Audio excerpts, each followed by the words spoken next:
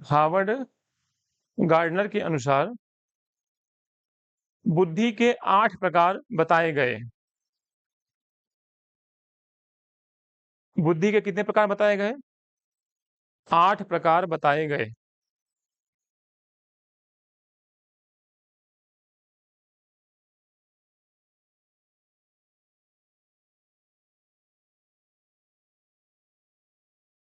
सबसे पहला बोले भाषाई बुद्धि। सबसे पहला लिखिए भाषाई बुद्धि।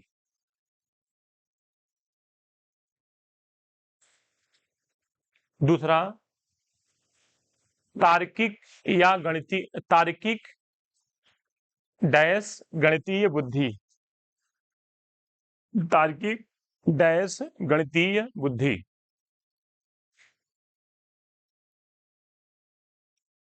तीसरा स्थानिक बुद्धि।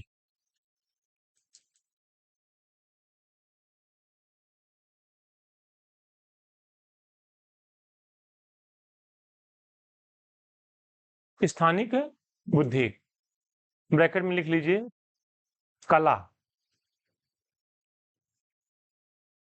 ब्रैकेट में क्या लिख लीजिए? कला। चौथा लिखिए शारीरिक गतिक बुद्धि। शारीरिक गतिक बुद्धि।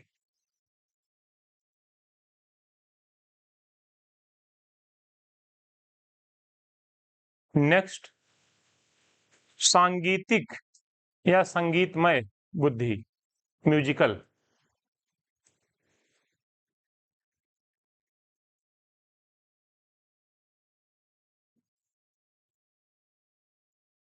कितने हो गए?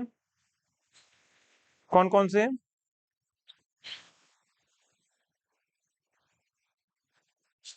ठीक है।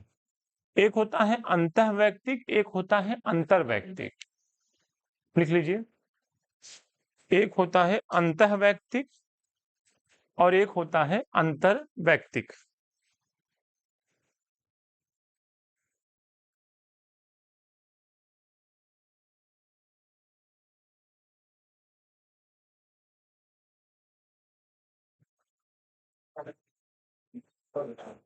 अंतःवैयक्तिक अंतःवैयक्तिक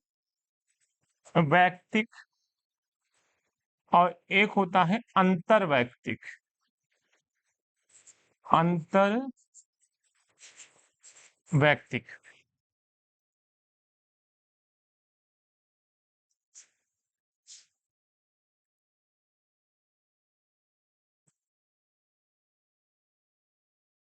एक होता है प्राकृतिक।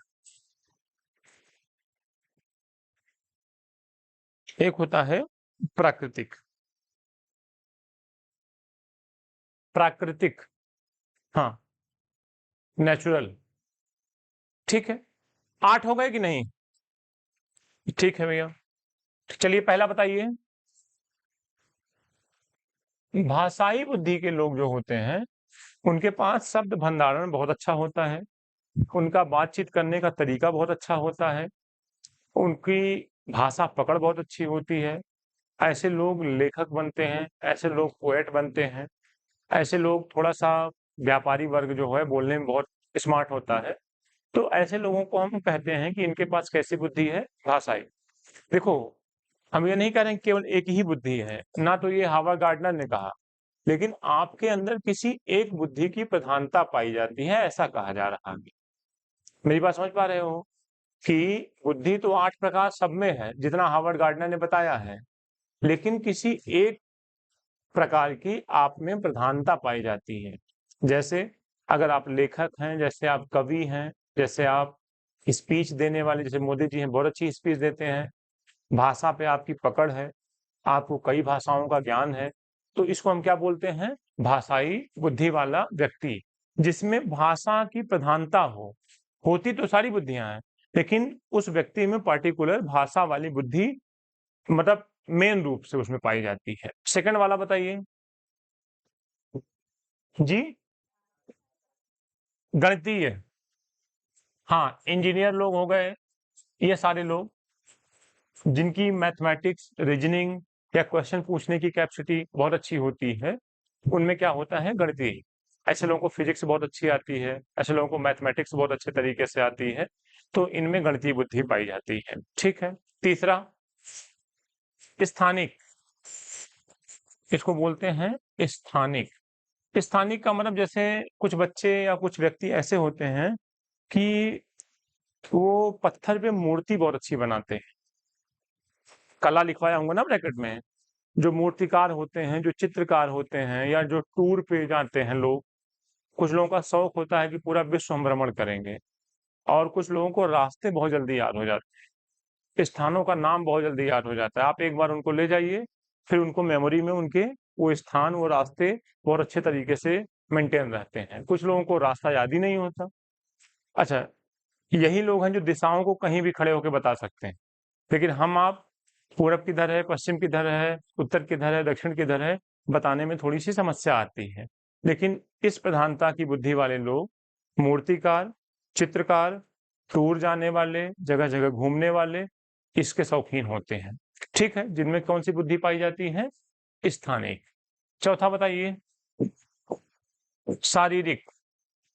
कुछ लोगों को देखा होगा कि सुबह सुबह एक ढोल बांध लेते हैं अपने कमर पे, वो वाला बैग, जिम वाला, उसमें बोतल, पानी, प्रोटीन, मैट, और जा करके 2.5-3 घंटे केवल अपने बॉडी पे काम कर रहे हैं।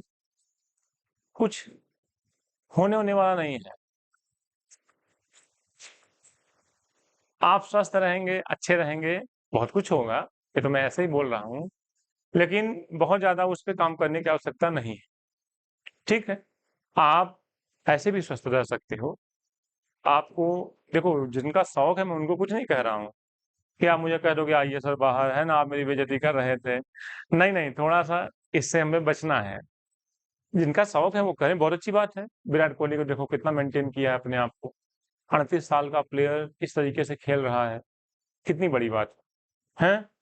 आपको हम कह दें कि कुत्ता दौड़ाया है, तो आप कह दोगे काट लो भाई, बहुत ज्यादा दौड़ने की हिम्मत हमारे अंदर है नहीं, है। तो जो इस प्रकार की बुद्धि वाले लोग होते हैं, शारीरिक गतिक, वो बड़े स्मार्ट होते हैं, वो बड़े चैतन्य होते हैं।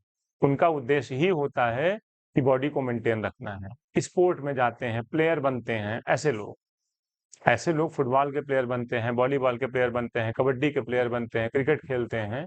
ठीक है। नेक्स्ट, इसको आप स्पोर्टमैन लिख सकते हो। ठीक है, जितने भी हैं। पांचवा,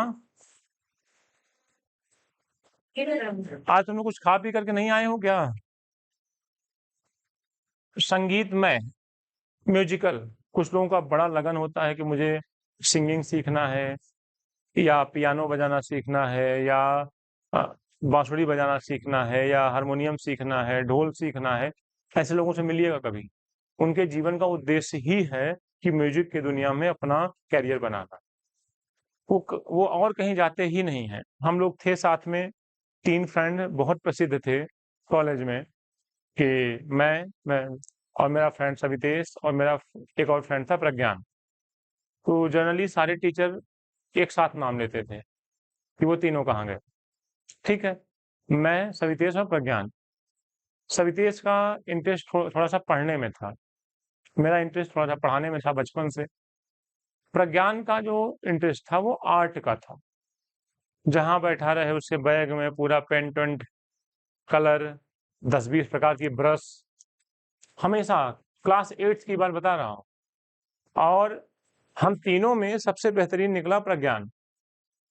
भारत की तरफ से अमेरिका में पार्टिसिपेट किया। आज भी आप फेसबुक पे सर्च करना प्रज्ञान शुक्ला, उसकी पेंटिंग देखना आप। भारत की तरफ से, पूरे भारत की तरफ से अमेरिका में पार्टिसिपेट किया। पूरे वर्ल्ड से लोग आए थे, तो भारत से प्रज्ञान गया था। और जब वहां से लौट के आया, तो DSSB वाले, दिल्ली वाले, उसको बिना एग्जाम के ऑफर किए कि हमारे यहाँ जॉब करिए आप।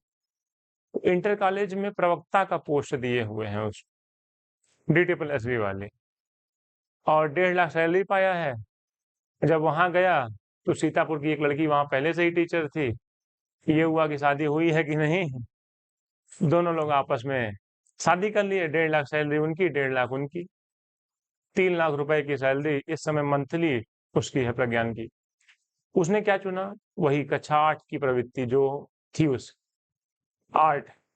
कोई भी दुनिया छोटी नहीं है अगर आप दिल लगा करके, मन लगा करके काम करें तो। अब आप हमसे ये ना पूछना कि सर रील्स बनाने में मेरा बहुत मन लगता है, तो भाई बनाओ, मैं रोकूंगा नहीं। अच्छी रील्स बनाओ, अच्छी क्वालिटी की रील्स बनाओ। ऐसे ऐसे लोग रील्स बनाते हैं कि 10-10 लाख रुपए पर मंथ कमाते हैं। आप उनसे मिलिए कभी। तो रील्स भी बनाओ तो ठीक है, फिर उसी दुनिया में जाओ, महंगे महंगे कैमरे मंगवाओ, अच्छे अच्छे प्राकृतिक स्थानों पे जाओ, हिमालय की तरफ जाओ, सिक्किम जाओ, असम के चाय पत्ती के बागवानों में जाओ, बनाओ रील्स, देखो कितना तुम फेमस हो जाओगे। ठीक है। तो अगर आपको करना है तो एक, और हम क्या करते हैं, अपने मंदिर में हनुमान जी को भी तो फिर रख लिए, फिर हमारे मन में आया शंकर जी ना बुरा मान जाए, धीरे से शंकर जी को भी रखे। फिर हमको लग रहा है यार राम भगवान छूट रहे हैं मंदिर में, एक छोटी सी मंदिर में पूरे भगवान। गर्मी में भगवान को भी पसीना आ रहा है कि थोड़ा किसको यार है। अब जब हम खड़े होते हैं पूजा करने, तो मुझे लगता है किसको देखे, किससे आशीर्वाद लें, सब तो भरे पड़े हैं। बहुत गलत है। एक चीज पे कंसंट्रेशन करना होगा। सारे भगवान एक जैसे हैं, किसी एक को कंसंट्रेट करना पड़ेगा। अब आपको लगेगा कि एक बार मंदिर में सबको रख दिया, अब हटाएंगे तो सब बुरा मान जाएंगे। अरे यार, मान जाने दो कुछ देर के लिए।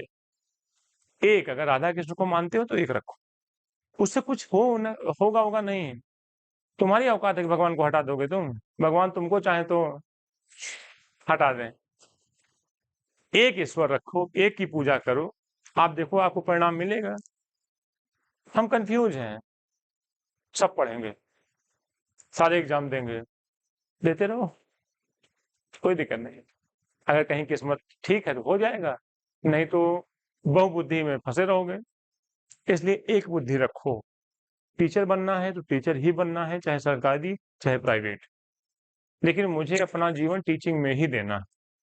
अगर क्रिकेट खेलना है तो क्रिकेट ही खेलना है, चाहे गांव लेवल पे, चाहे शहर लेवल पे, चाहे जहां। मेरी बात समझ में आ रही है? तो प्लीज, अब इतने बड़े होने के बाद भी अगर हम एक चीज का ना सिलेक्शन कर पाए तो फिर ठीक नहीं।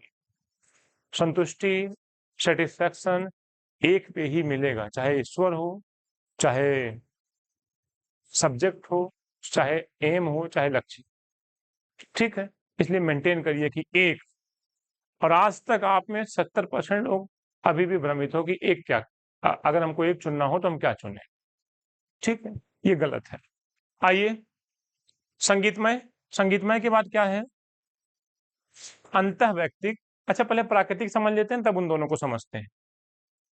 देखो, जो प्राकृतिक लोग होते हैं इनको जानवरों से, पेड़ पौधों से बहुत लगाव होता है। ये पेड़ पौधों को अपने अपने बच्चे की तरह पालते हैं। कभी आप इनसे मिलिएगा, इनका इनका उद्देश्य होता है, सुबह सुबह मॉर्निंग में उठ के गए, सारे पेड़ों को देखे, बुलाए, उठो उठो उठो, ले आए, पानी डाले, नहलाए, मिट्टी खिलाए पिलाए, इनको थोड़ा सा खाद पानी दिए। इनको देख करके पेड़ मुस्कुराते हैं। आप इस बात को हंसी मजाक में लोगे, लेकिन पेड़ों को भी पहचान है कि मेरा आदमी कौन। एक सर जगदीश चंद्र बसु, अगर मैं सही हूं तो मैं देखना तुम लोग, सर जगदीश चंद्र बसु भारत के फिजिक्स के, बायोलॉजी के या फिजिक्स के प्रोफेसर थे अंग्रेजों के समय में।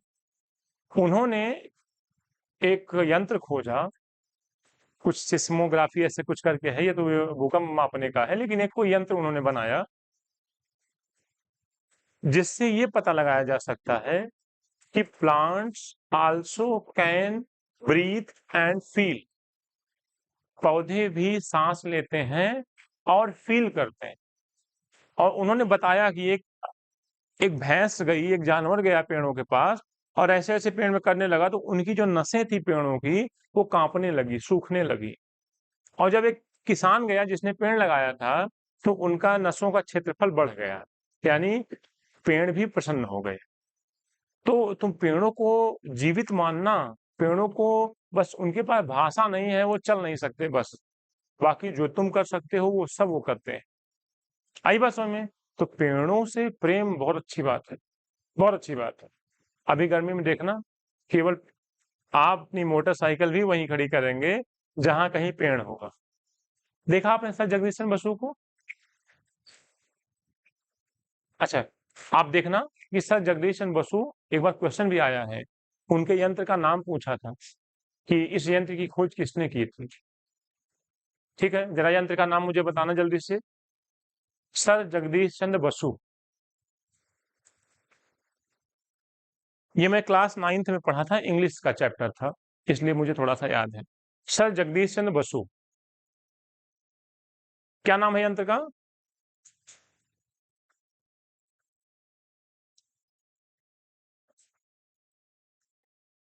ठीक है, क्या नाम है? कैस हाँ, इसको याद रखना कि पेड़ पौधों की फीलिंग्स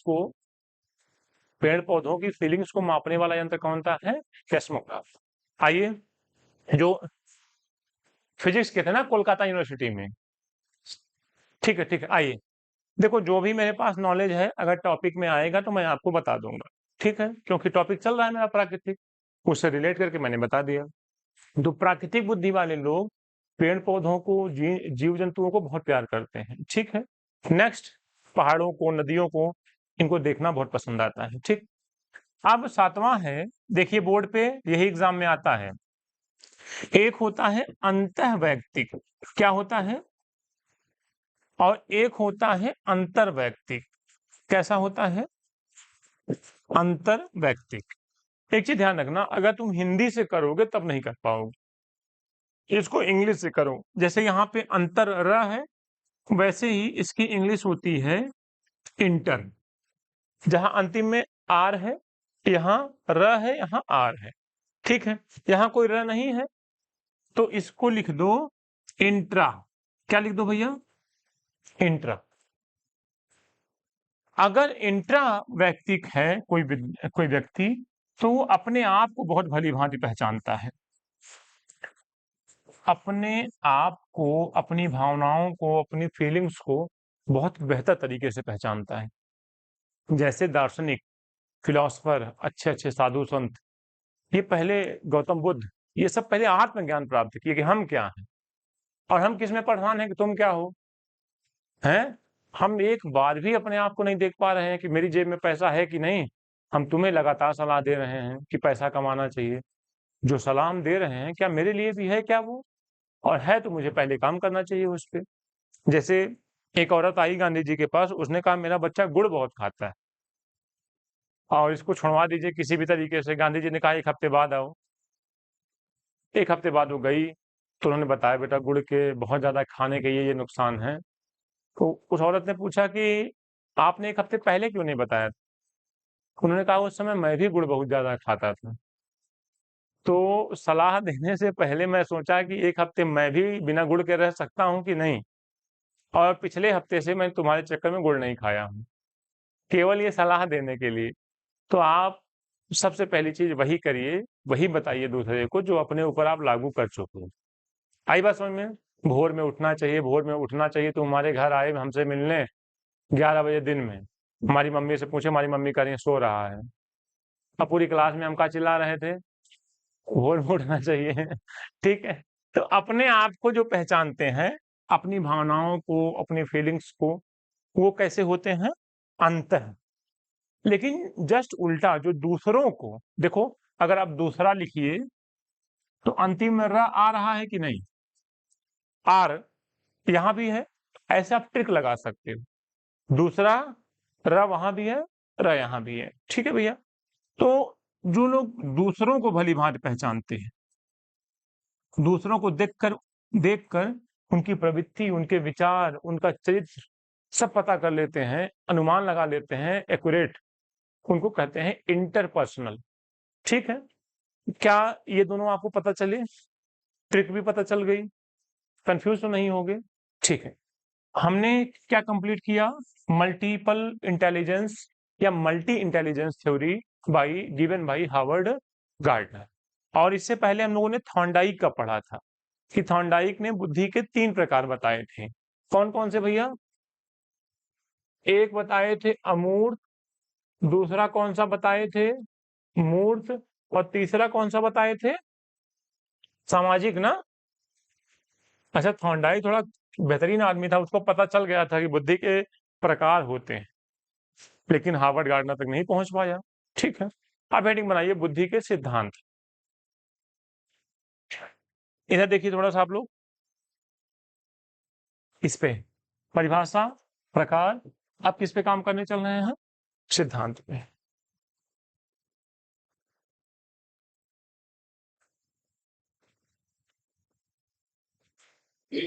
बात नहीं, बहुत जल्दी से पढ़ाएंगे, परेशान मत होइए।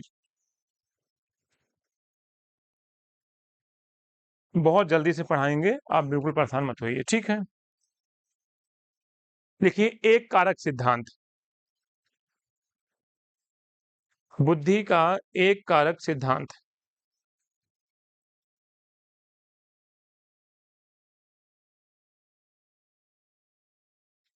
इसको कहते हैं यूनिफैक्टर, UNIFACTOR।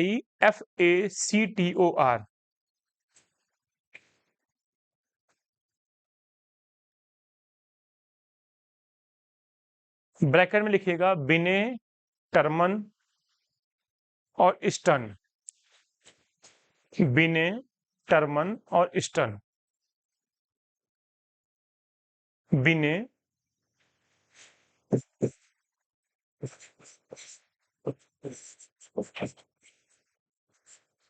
एक कारक, एक खंड, एक तत्व, कुछ भी लिख सकते हो, मैंने पहले भी बता दिया है आप। ठीक है, तो आप बार बार आप मुझसे कंफ्यूजन वाली बात नहीं करेंगे, ठीक है। चाहे मैं यहाँ पे एक कारक लिखूं, चाहे एक तत्व लिखूं, चाहे एक खंड लिखूं, इंग्लिश में फैक्टर ही होता है, ठीक है। इसको किसने दिया? बिने,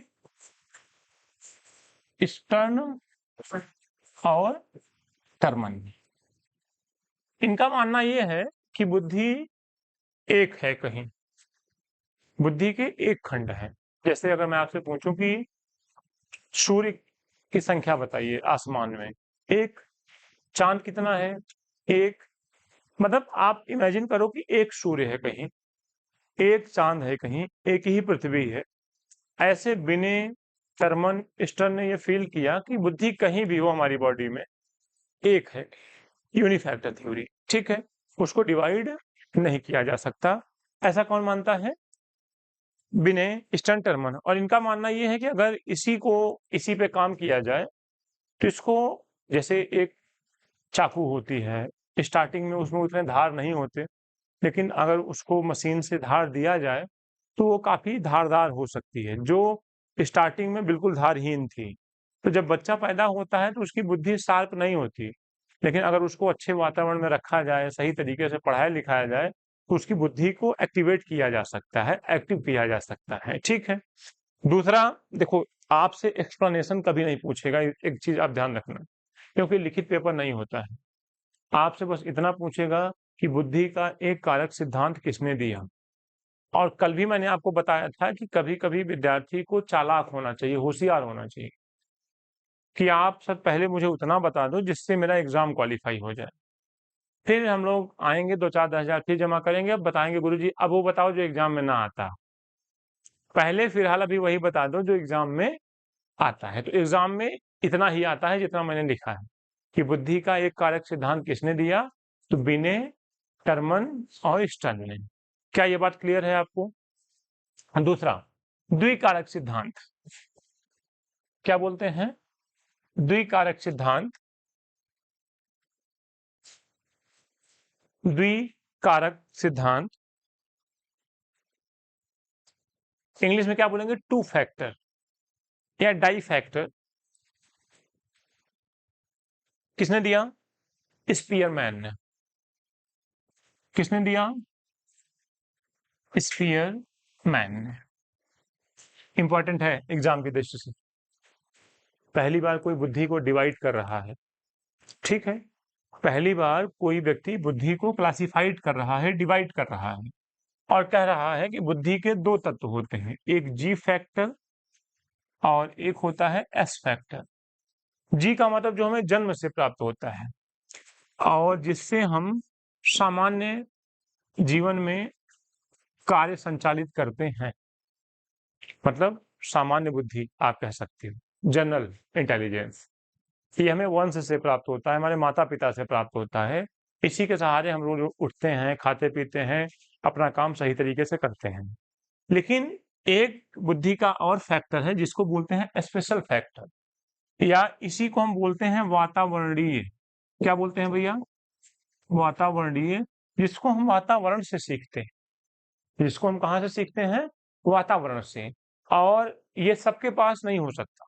जो वातावरण में है, जिसने इसको अर्जित किया है, अर्जित एक अच्छा वर्ड है, अर्जित किया है, उसी के पास हो सकता है। इसका कार्य हम कभी-कभी यूज़ करते हैं, जब हमारे सामने कोई मजबूत समस्या होती है, उसके समाधान हेतु हम इस कार्य को करते हैं, इसका यूज़ करते हैं।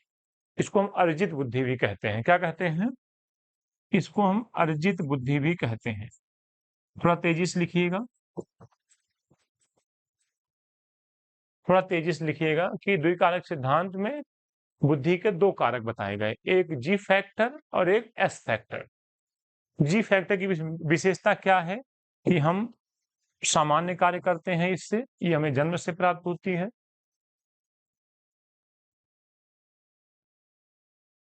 डन। बाद में स्पीयरमैन को ही महसूस हुआ कि बुद्धि के 2 तत्व नहीं बल्कि और भी हैं। ठीक है? बुद्धि के 2 तत्व नहीं बल्कि और भी हैं। ठीक है? अच्छा बताओ, जैसे अभी वर्तमान में हमारी मेन समस्या क्या है? Gas cylinder. और मेन समस्या क्या है? Petrol diesel. और आज से 3-4 साल पहले मेरी मेन समस्या थी कोरोना।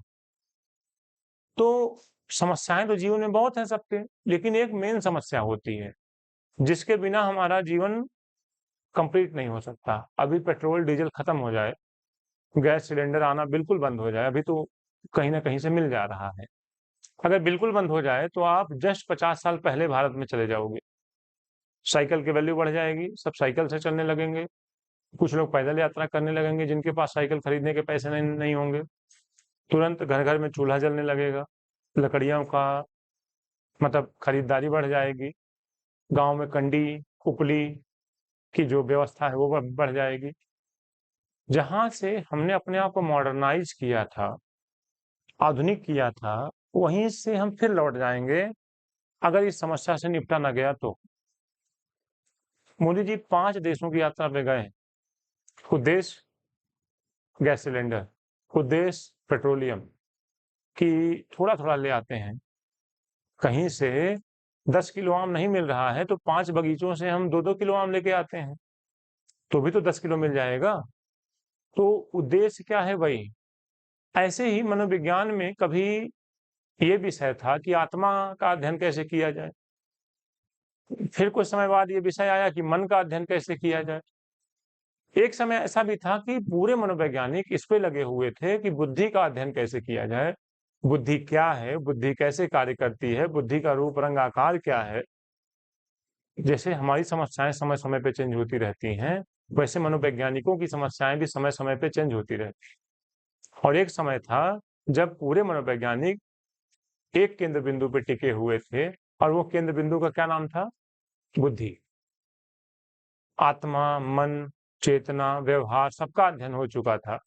सबके बारे में लोग अपनी-अपनी बातें कह चुके थे, सिद्धांत दे चुके थे, लेकिन बचा क्या था? बुद्धि।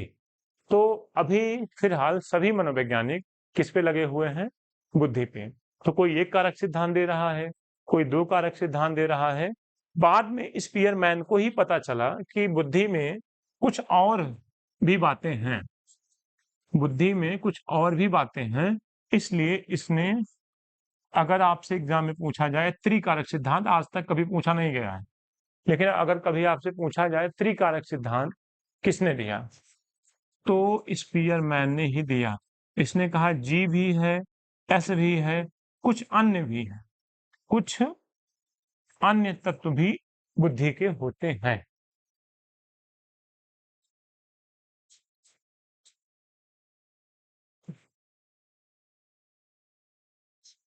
कुछ अन्य तत्व भी बुद्धि के होते हैं।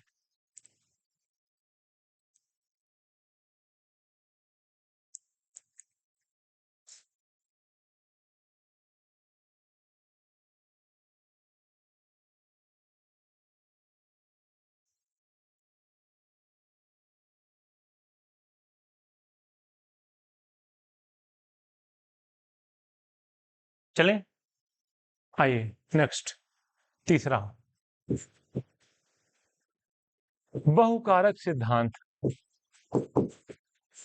बहुकारक सिद्धांत किसने दिया? बोलो। थॉर्नडाइक ने। इसने कहा कि बुद्धि के अनेक कारक हैं, बुद्धि के अनेक कारक हैं। जैसे एक मुट्ठी बालू ले लो आप, क्या बालू के कणों की संख्या काउंट की जा सकती है? नहीं। इसलिए इसको बालू का सिद्धांत भी कहते हैं। किसका सिद्धांत कहते हैं? बालू का। इसी को परमाणु का सिद्धांत भी कहते हैं।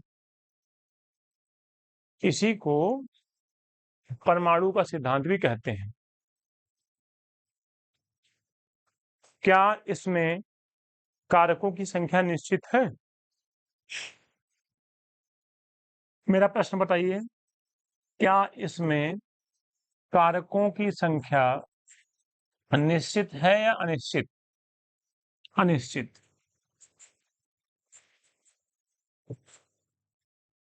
एक लाइन में सुनिए थॉर्नडाइक ने क्या कहा।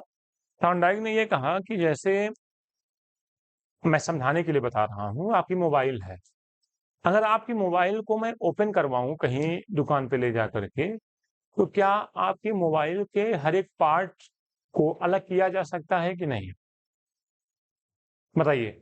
आपकी मोबाइल के एक एक पार्ट्स को अलग किया जा सकता है, और मेरे हिसाब से हजारों पार्ट्स होंगे इस मोबाइल में, होंगे या नहीं?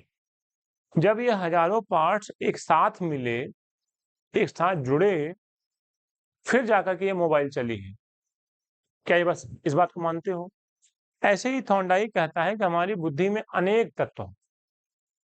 जब ये तत्व एक साथ आते हैं, तब किसी समस्या का समाधान होता है, और जैसे ही समस्या का समाधान हो जाता है, फिर ये अपना स्वतंत्र रूप से घूमने लगते हैं।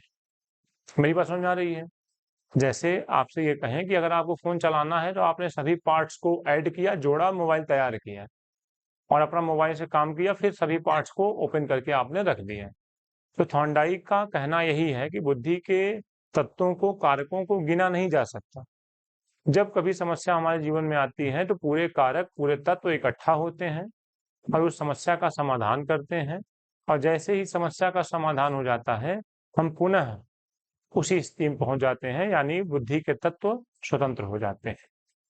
क्या ये बात आपको समझ में आई? लिखने की आवश्यकता तो नहीं है, ठीक है, एग्जाम में लिखित नहीं आएगा। नेक्स्ट, लेकिन मैं आपको समझा रहा हूं। लेकिन जो चौथा है, वो है समूह कारक। ध्यान से पढ़ना, बहुकारक और समूह कारक में अंतर है। जो मैंने वहां थर्स्टन लिखा था, मेरे दिमाग में यही चल रहा था।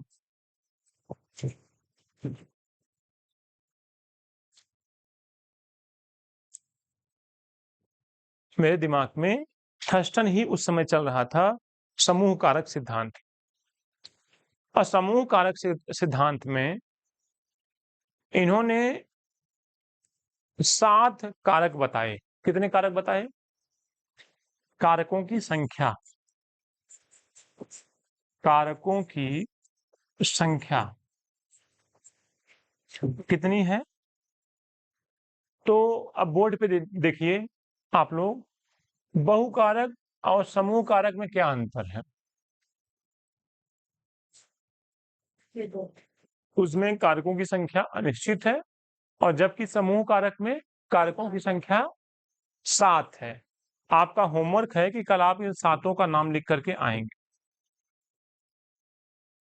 आपका होमवर्क है कि कल आप इन सातों का नाम लिख करके आएंगे। 7 लाइन छोड़ दीजिए, आगे बढ़िए।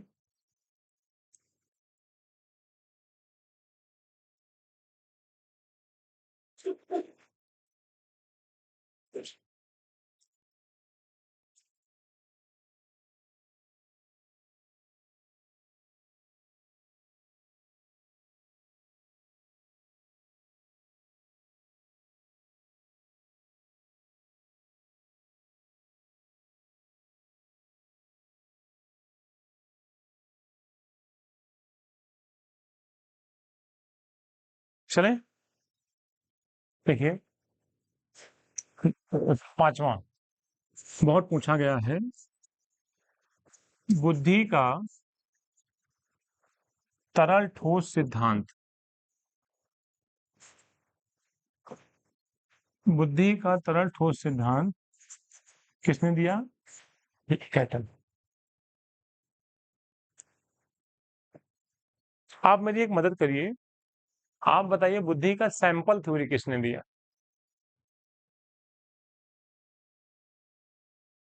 बुद्धि की सैंपल थ्योरी किसने दिया? सैंपल को हिंदी में क्या बोलेंगे भैया? लोग कहते हैं ना सैंपल दिखा रहे हैं, नमूना, नमूना। अच्छा, नमूना के, लेकिन नमूना नहीं है, कुछ और शब्द यूज किया है उसने। बताइए, who gave sample theory of intelligence? प्रतिदर्श सिद्धांत, वेरी गुड। बुद्धि का प्रतिदर्श सिद्धांत किसने दिया? थॉमसन ने। बस देखिए, ये दोनों एग्जाम में कई बार पूछे गए हैं। बुद्धि का प्रतिदर्श सिद्धांत,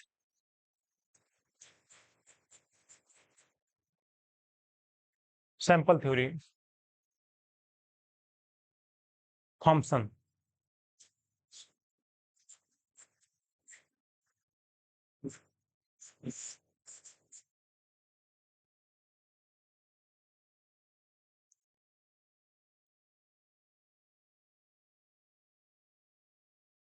हो गया, नाम सबका याद रहे आपको। किसने कौन सी थ्योरी दी? यूपी टेट के लिए सबसे इंपॉर्टेंट यही है कि आपको बस हेडिंग और हेडिंग देने वाला। ठीक है, आइए आगे बढ़िए। आप लिखिए, बुद्धि का संरचना सिद्धांत, मोस्ट इंपॉर्टेंट। बुद्धि का संरचना सिद्धांत।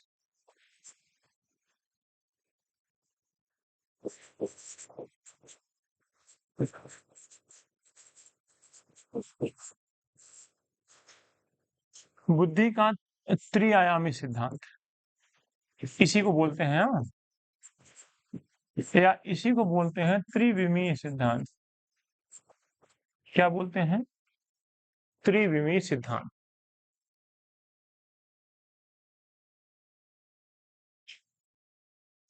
ठीक है, जेपी गिलफोर्ड किसने दिया? JP Guilford.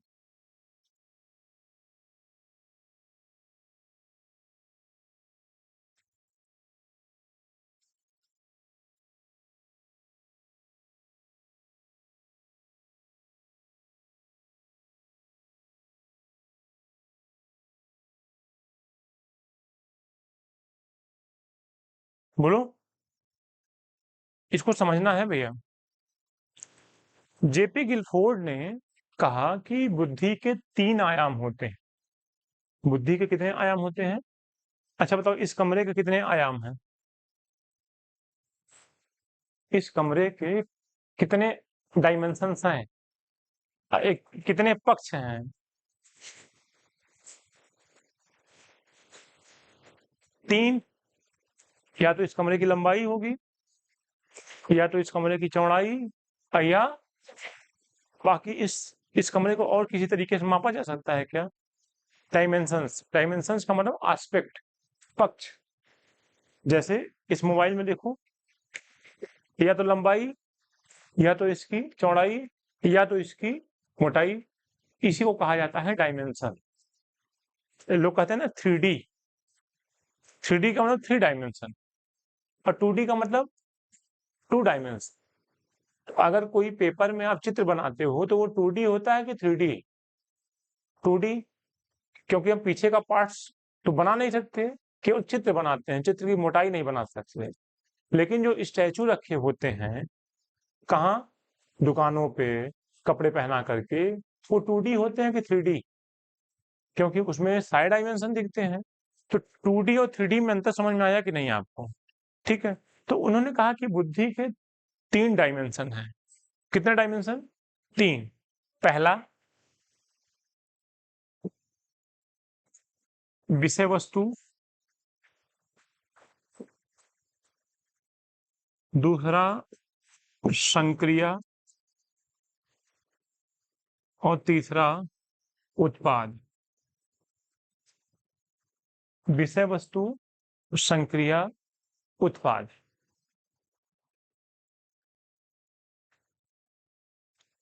ठीक है, विषय वस्तु, संक्रिया, उत्पाद। आप लोग अभी गर्मी में हैं, सब लोग कभी ना कभी जूस पीने जाओगे जरूर।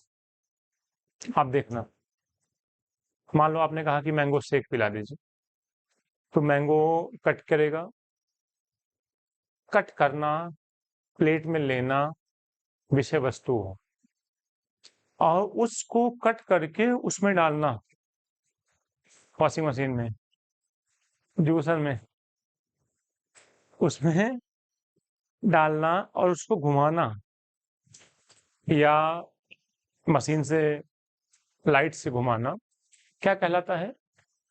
संक्रिया। और जो ग्लास में वो दिया निकाल के, उसको क्या बोलते हैं? उत्पाद। विषय वस्तु, संक्रिया, उत्पाद। आपका जो दिमाग है वो 3 तरीके से कार्य करता है। ये जो मैं पढ़ा रहा हूं, जो मैं बोल रहा हूं, ये विषय वस्तु है। कुछ लोग बहुत तेजी से विषय वस्तु को कैप्चर करते हैं। जितनी बातें मैं बोल रहा हूं सब आपके दिमाग में जा रहा होगा। तो आपका एक एक पक्ष ठीक है बुद्धि। अब दूसरे पे आ जाइए, घर जाइए, सोचिए कि मैंने पढ़ाया क्या आज। क्या आप घर पे जाकर के इसको सोच सकते हो कि नहीं? सोचना मतलब प्रोसेस। अब यही तुम्हारी मशीन हैंग करने लगेगी। प्रत्येक बच्चे का संक्रिया वाला पक्ष स्ट्रांग नहीं होता। अब कल आप आए और कल मैंने आपसे पूछा, बताओ समूह कारक सिद्धांत किसने दिया? उत्पाद। आपको बोलना था किसने दिया, लेकिन आप बोल पाए? नहीं बोल पाए। कुछ बच्चे हैं जिनका तीनों एस्पेक्ट बेहतरीन होता है। हमने जो बताया उन्होंने कैप्चर किया, घर पे जाकर के सोचा, आया दिमाग में, ठीक है। फिर कल मैंने पूछा और उन्होंने बता दिया। जेपी गिलफोर्ड का सिद्धांत बहुत दिनों तक प्रसिद्ध हुआ कि यार सबसे सटीक सिद्धांत यही है। हम पूरे जीवन में क्या करते हैं? किसी वस्तु को, विषय वस्तु को कैप्चर करते हैं, फिर उसके बारे में क्या करते हैं? सोचते हैं, विचार करते हैं, जो क्या होती है? संक्रिया। और फिर उत्पाद के रूप में हम जवाब देते हैं, एग्जाम में पूछा जाए तो भी, क्लास में पूछा जाए तो भी, या किसी को बताते हैं। तो क्या इस बात से आप सहमत हो कि नहीं कि बुद्धि के 3 एस्पेक्ट हैं? एक विषय वस्तु, एक संक्रिया और एक उत्पाद। अब मेरी बात आप समझना कि बुद्धि को किसी ने देखा उखा नहीं है। चाहे वो थॉर्नडाइक हो, चाहे वो थॉमसन हो, चाहे वो कैटल हो, चाहे वो जेपी गिलफोर्ड हो, चाहे वो स्पीयरमैन हो, चाहे बिने हो, चाहे टर्मन हो, चाहे साइमन हो, स्टर्न हो, किसी ने नहीं देखा है बुद्धि को। सबने अपना अनुमान व्यक्त किया है। ईश्वर कैसा है बना के दिखाओ, आप सब लोगों ने अलग अलग बनाया। तो वास्तव में बुद्धि कैसी है आज भी नहीं पता चला है किसी को, क्योंकि बुद्धि अमूर्त है। लेकिन कुछ लोगों ने अपने सटीक विचार प्रस्तुत किए हैं, और उन्हीं सटीक विचारों को आप सिद्धांतों के रूप में पढ़ रहे हो। मेरी बात समझ आ रही है? ये आपके सर का भार है, जो यूपी टेट और सुपर टेट देने के बाद उतर जाएगा। अब पूरे जीवन तुमसे कोई नहीं पूछेगा कि बुद्धि के कितने सिद्धांत। फिर बुद्धि का एक सिद्धांत जो 5 तारीख को दिखता है, बस सैलरी सिद्धांत। बस आपकी बुद्धि इतनी अच्छी होगी, पैसे गिन ले। आई बात समझ में? अच्छे से जाओ, नहा धो करके कि आज पासबुक में प्रिंट करवाना है, और लिखा होगा 12 लाख रुपए मात्र, और उसमें 90,000 और जोड़ लेना, 12,90,000 मात्र। तुम्हारा कभी पेट नहीं भरेगा पैसे से। और अगर अभी मैं 2 घंटे से 3 घंटे पढ़ा दूं तो तुम्हारी रीढ़ की हड्डी जवाब देने लगेगी कि सर आप छोड़ दीजिए, हैं? लेकिन वहां तुम बहुत प्रसन्न होगे, लिटरली बता रहा हूं। वो खुशी तुम्हारे जीवन की कभी नहीं समाप्त होगी 60 साल तक। भले बूढ़े हो जाओगे, लेकिन जब पासबुक प्रिंट करवाने जाओगे तुम, कुछ चैतन्यता से चढ़ते हुए जाओगे, क्योंकि अब उसमें लिखा है 80 लाख रुपए मात्र। और आज 2 लाख फिर आया है, तो 80 दो।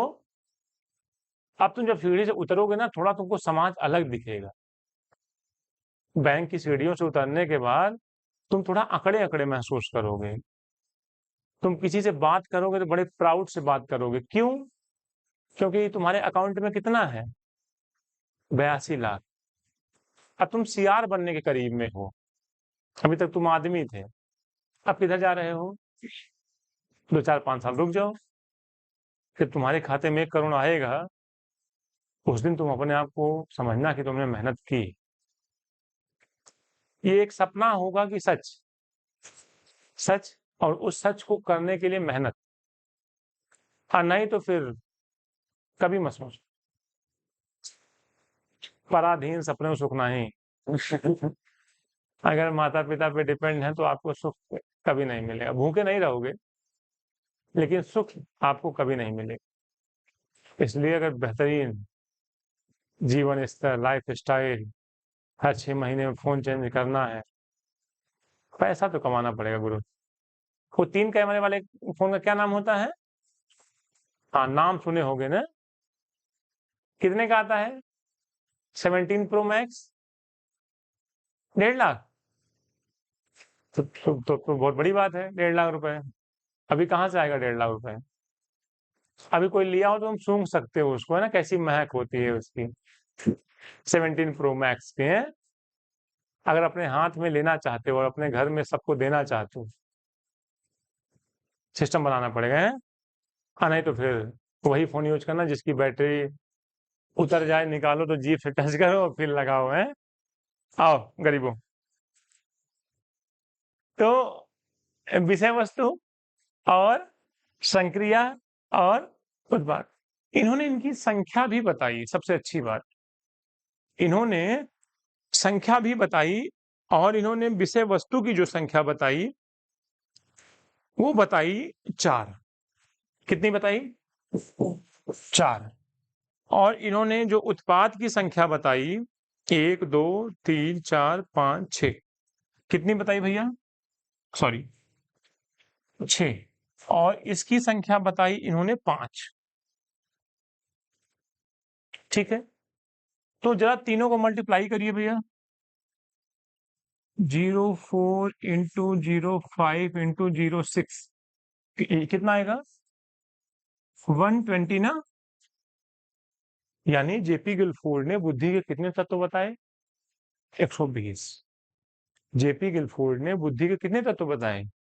120। कभी कभी इसकी संख्या भी पूछता है, ध्यान रखना। और बाद में रिफॉर्म किया इन्होंने। बाद में इन्होंने अपने सिद्धांत में सुधार किया और इसकी संख्या बढ़ा के कितनी कर दी? तो अब कितना हो गया भैया? 5 इंटू 5 इंटू 6। कितना हो गया? कर लीजिए।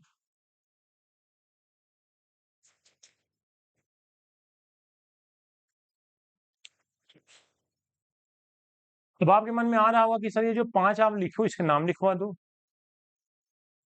ठीक है, आप संक्रिया का नाम लिखवा दो, उत्पाद का नाम लिखवा दो। अच्छा बताओ, विषय वस्तु को ना ग्रहण करना, हम क्या क्या ग्रहण करते हैं? हम अपने जीवन में या तो कोई शब्द ग्रहण करते हैं,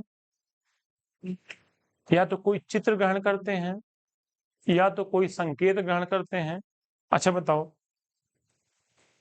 ये किस चीज का संकेत है? आपको कैसे पता चला? आपने कभी ना कभी सीखा होगा ना कि ये मैंने क्या लिखा है। इसको आपने कभी ना कभी सीखा है।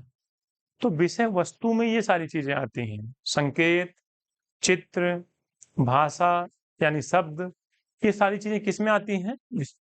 यानी जब एक बच्चा पैदा होता है, जब वो धीरे धीरे बड़ा होता है, तो किन किन चीजों को ग्रहण करता है। ठीक है, क्या आप इसको संकेत कह सकते हो? कहोगे हाँ, लेकिन क्या इसको शब्द कह सकते हो? क्या इसको चित्र कह सकते हो? नहीं कह सकते।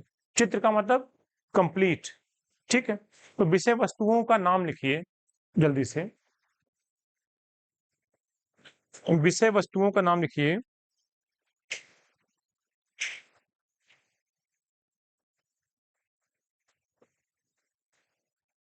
आकृति,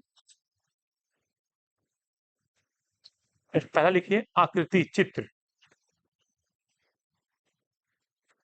आकृति या चित्र। दूसरा संकेत। तीसरा शब्द, शब्द। चौथा व्यवहार। जो पांचवा बढ़ाया गया था वो था श्रवण। श्रवण, श्रवण।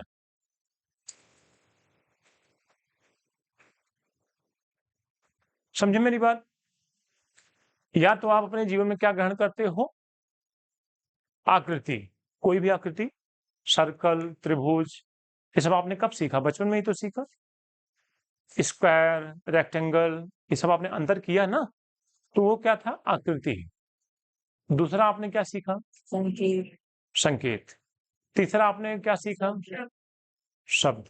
चौथा, जैसा कोई कर रहा है वैसा तो हम भी करते हैं। पांचवा श्रवण। मान लो कोई बगल वाले कमरे में बैठा है, वो क्या बोल रहा है, गाली दे रहा है कि अच्छे शब्द यूज कर रहा है, ये बात केवल हम सुन पा रहे हैं। ना ये आकृति है, ना ये संकेत है, ना ये शब्द है, ना ये व्यवहार है, बल्कि एक श्रवण है। बच्चा बहुत कुछ सुनकर भी सीखता है। क्या मेरी बात समझ में आ रही है आपको? तो आपके लिए विषय वस्तु हमने लिखवा दी है। आपके लिए एक होमवर्क है कि आपको संक्रिया और उत्पाद का नाम लिख के आना है। आपको संक्रिया और उत्पाद का नाम लिख के आना। लिख लोगे कि नहीं? एग्जाम में कभी कभार पूछा जाता है, 100 में से एक आध बार, कि निम्नलिखित में से कौन सी विषय वस्तु जेपी गिलफोर्ड द्वारा नहीं बताई गई। तो जो एग्जाम में आया है वो मैंने लिखवा दिया, जो कभी नहीं आया है वो मैंने आपको होमवर्क दे दिया है। आप करोगे तो ठीक, नहीं करोगे तो ठीक। ठीक है, क्या इतनी बात आपको समझ में आई कि नहीं? अच्छा, एक कारक सिद्धांत पढ़ा आपने, द्विकारक सिद्धांत पढ़ा आपने, त्रिकारक पढ़ा, बहुकारक पढ़ा, समूह कारक पढ़ा, फिर आपने क्या पढ़ा?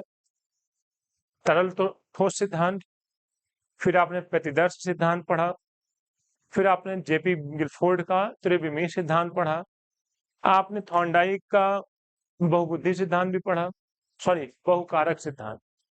हार्वर्ड गार्डनर का आपने क्या पढ़ा? बहुबुद्धि सिद्धांत।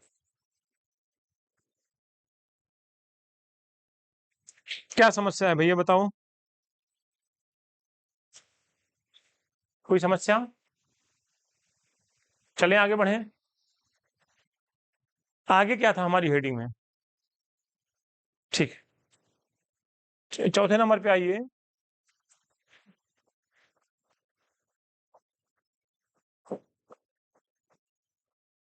वर्गीकरण।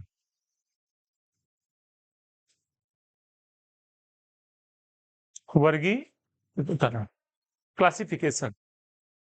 1916 ईस्वी में टर्मन ने ये क्लासिफिकेशन दिया है। देखो, क्लासिफिकेशन बहुत लोगों ने किया है, लेकिन एग्जाम में जो आता है हमेशा मैं वही लिखवा रहा हूँ।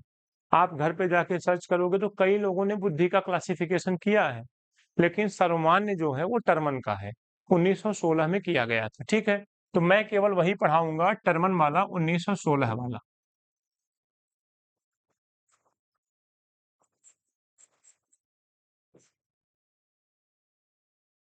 चलें।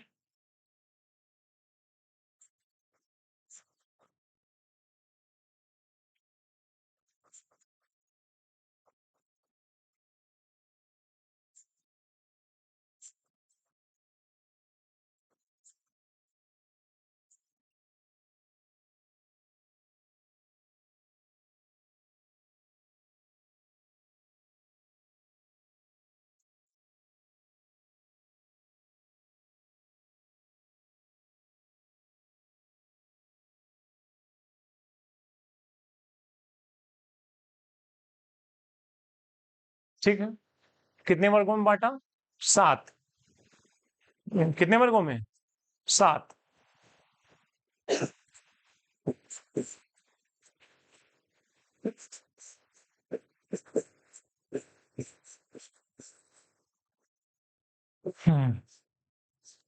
अगर इतना आईक्यू है किसी का तो उसको क्या बोलते हैं? सामान्य। बार बार मैं बुद्धि नहीं लिखूंगा, एक बार लिख दिया हूं, ठीक है, ध्यान रखना। ऊपर वाले को बोलते हैं प्रतिभाशाली। ऊपर वाले को क्या बोलते हैं?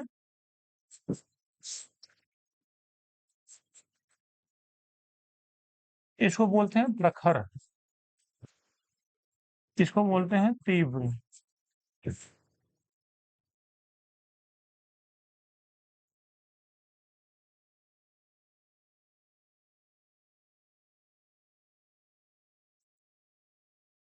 सामान्य वाले के नीचे जो आता है उसको बोलते हैं मंद।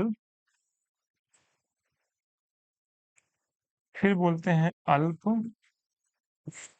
फिर बोलते हैं जड़।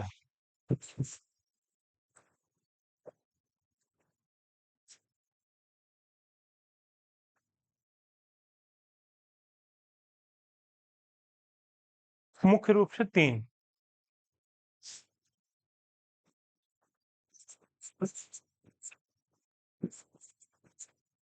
मुख्य रूप से कितने? 3। पहला कौन सा?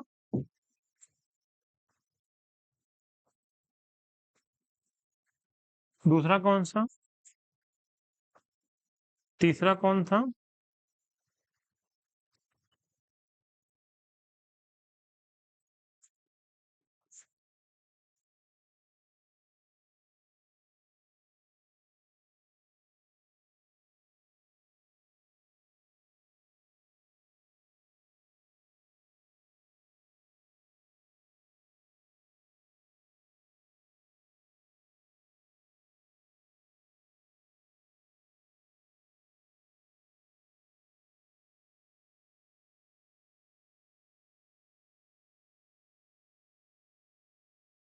आईक्यू का फुल फॉर्म क्या होता है?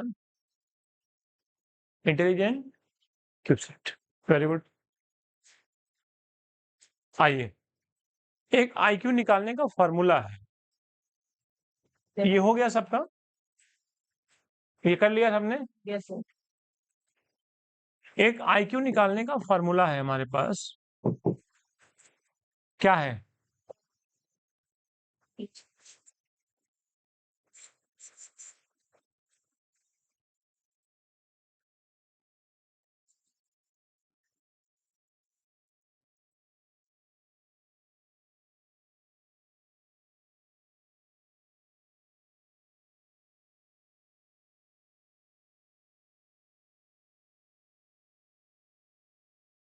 क्या है?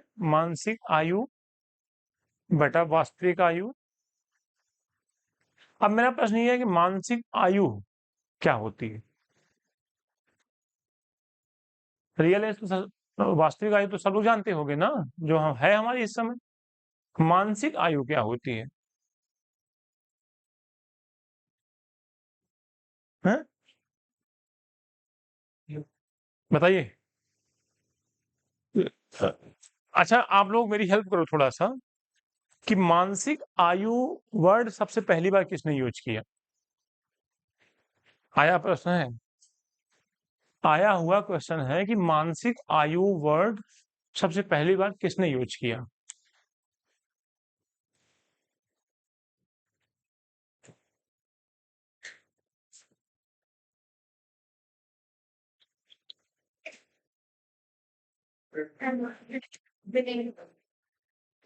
लिखो नोट करके। मानसिक आयु शब्द को सबसे पहली बार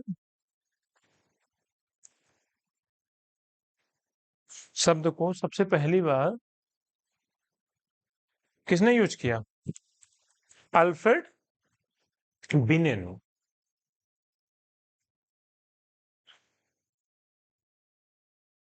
डन।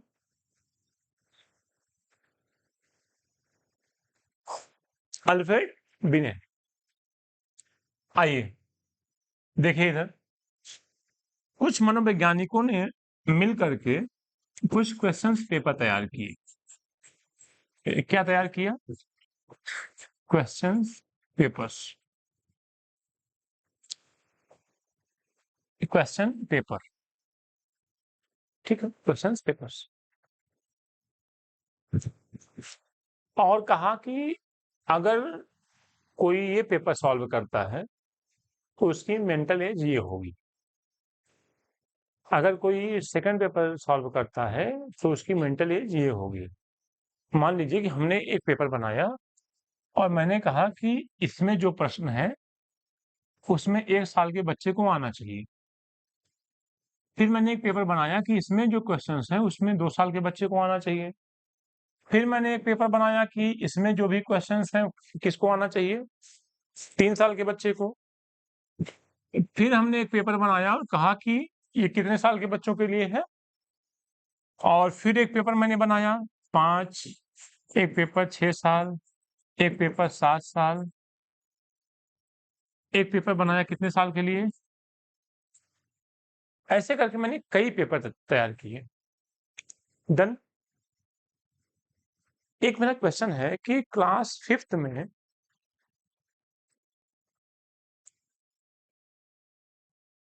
परसेंटेज का सवाल नहीं दिया जाता, क्लास 6 से परसेंटेज पढ़ाया जाता है, ऐसा क्यों?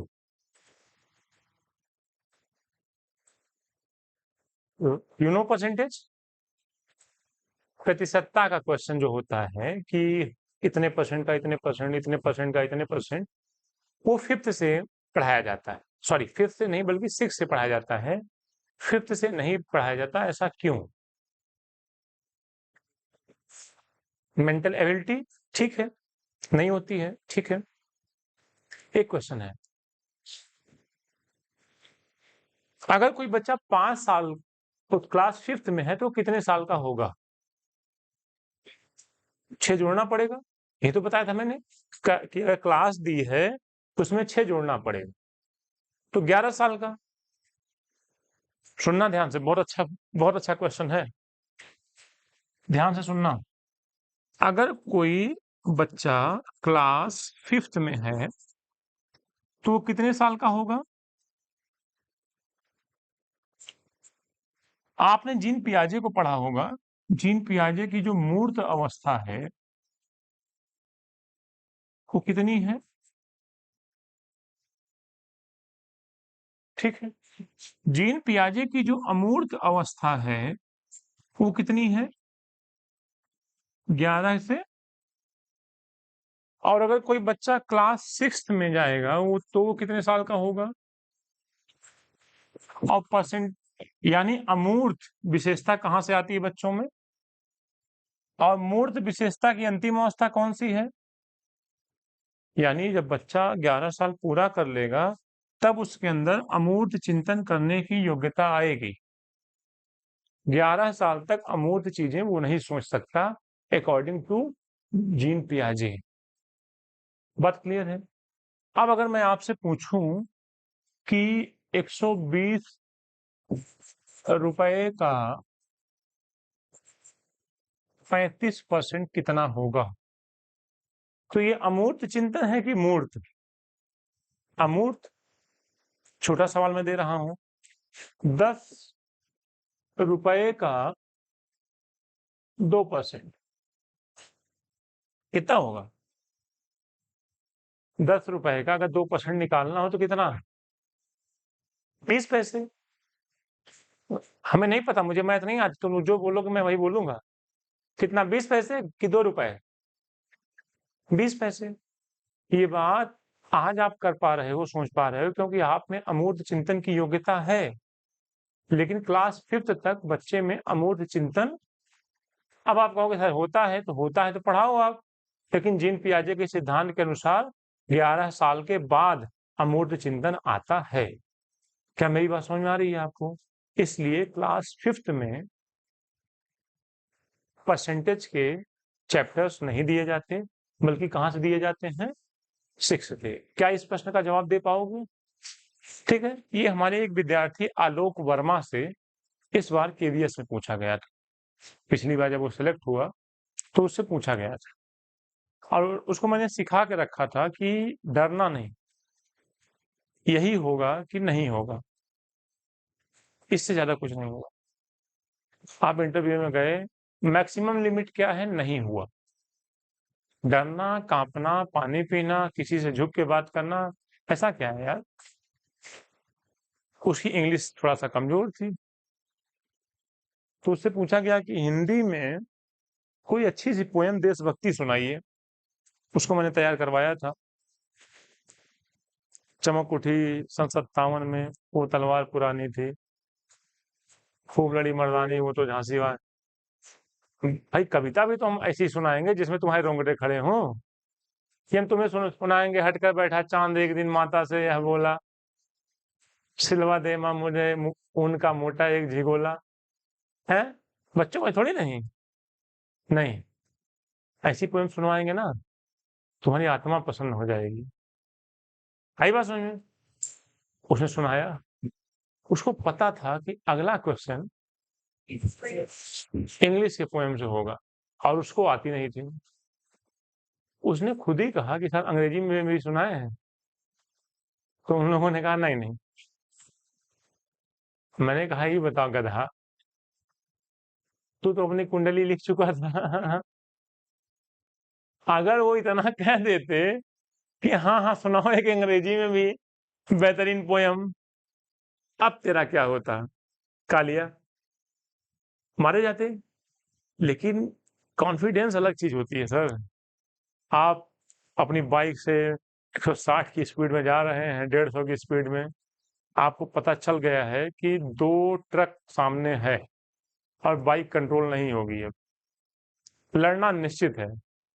क्यों ना एक ट्राई करें, गाड़ी की स्पीड और बढ़ा दें थोड़ी सी। अभी तक 150 थी, अब 170 कर दिए, और मेरी गाड़ी से सन्न से बगल से बीचों बीच ट्रक के निकल गई।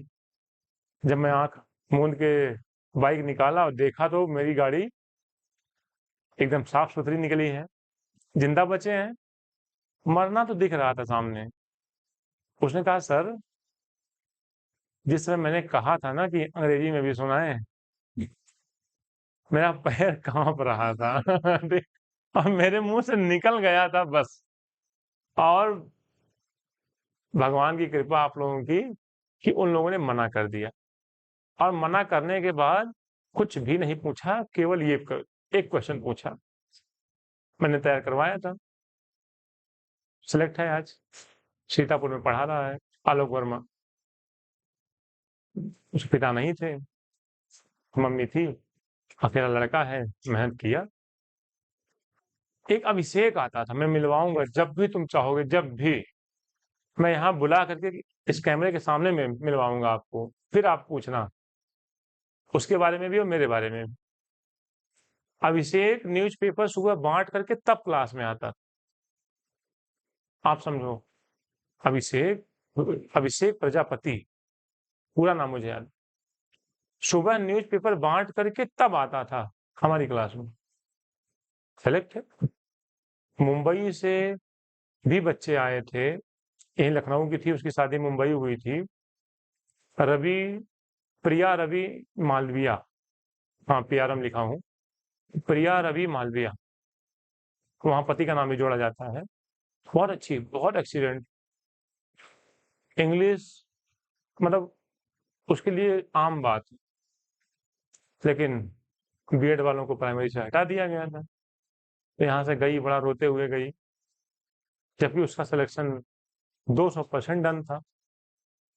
ऐसे ऐसे बच्चे सिलेक्ट हुए हैं जिनके अंदर रियल ये था कि मैं कोचिंग जा रहा हूँ तो नौकरी लेने के लिए, टाइम पास करने के लिए नहीं। मतलब उनका हर एक कदम इस बात को याद दिलाता था कि हमको नौकरी करना है, और चाहे जैसे मुझे सिलेक्ट होना है। और आज उस 32 बच्चों में जो 23-24 बच्चे सिलेक्ट हुए हैं, जो मेरे पास आज भी हैं एसेट्स के रूप में, मैं मिलवा सकता हूँ 24 के 24 से। आप, कोई मना नहीं करेगा। आप उनसे पूछना कि उनकी लाइफ स्टाइल कितनी अच्छी है। ठीक है, मेन चीज क्या होती है, भूख। ठंडाई का थॉर्नडाइक की बिल्ली भी भूखी थी, स्पीयरमैन का सॉरी स्किनर का चूहा भी, और पावलाव का कुत्ता भी। भूखे होने पर ही अधिगम हो सकता है, जब तक भूख नहीं होगी तब तक अधिगम। पूजा खाना वाली नहीं कह रहे हैं कि सुबह से कुछ खाएंगे ना हो, है ना। पैसा, जॉब, रॉयल्टी। ठीक है बेटिया, चलो आगे बढ़ो। तो जो मानसिक आयु है उसके लिए पेपर तैयार किया गया। ठीक है, अब मान लीजिए कि एक लड़का है जिस ए नाम का, उसकी एज है 17 साल। किस क्लास में होगा? 17 में 6 माइनस करो, किस क्लास में होगा? 11th क्लास में होगा। ठीक है, हमने उसको 17 साल वाला पेपर दिया, वो नहीं सॉल्व कर पाया। हमने अब नहीं कर पाया तो नीचे का देंगे।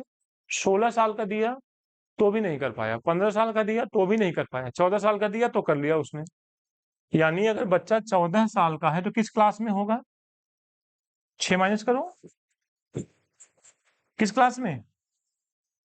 यानी बच्चा पढ़ तो रहा है 11th में, लेकिन उसकी मानसिक योग्यता किस लेवल की है? 8th क्लास की। और 8th क्लास की उसकी एज कितनी होनी चाहिए? तो उसकी जो मानसिक आयु है वो कितनी है? क्योंकि उसी क्लास का क्वेश्चन कर पाया वो। और उसकी रियल एज कितनी है? 17 है। अब उसका आईक्यू निकाल के दिखाइए। मोबाइल से निकालिए, मुझे पता है आप लोगों की मैथ अच्छी है। मोबाइल से निकाल के दिखाइए जल्दी से।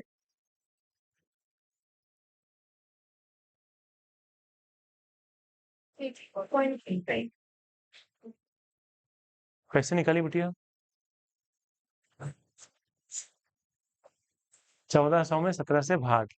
ठीक है, तो कितना आया? बोलो बोलो,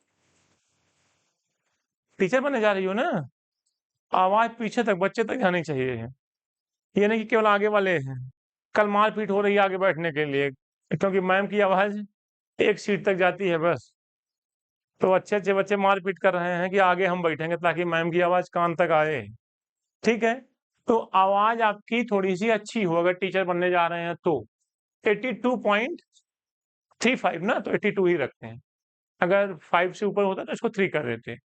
अगर 82 है तो बताइए मुझे किस में आएगा? मंद बुद्धि में। 82 से 80 से, तो बच्चा कैसा है? मंद बुद्धि। ठीक है, एक क्वेश्चन और करिए। मान लीजिए कि वो क्लास 11th में है।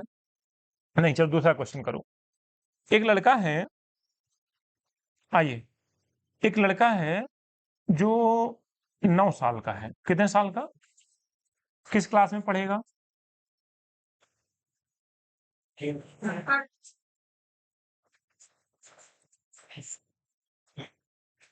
लिखा होता है ना पहले स्कूल में, कक्षा 1, कक्षा 2 है।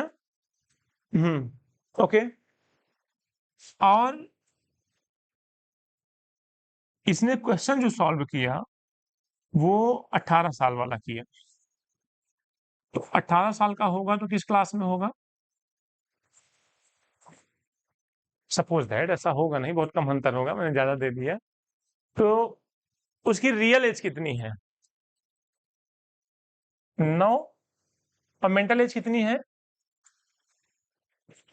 निकालो कितना आएगा? 200 आएगा। बहुत तेज निकाले।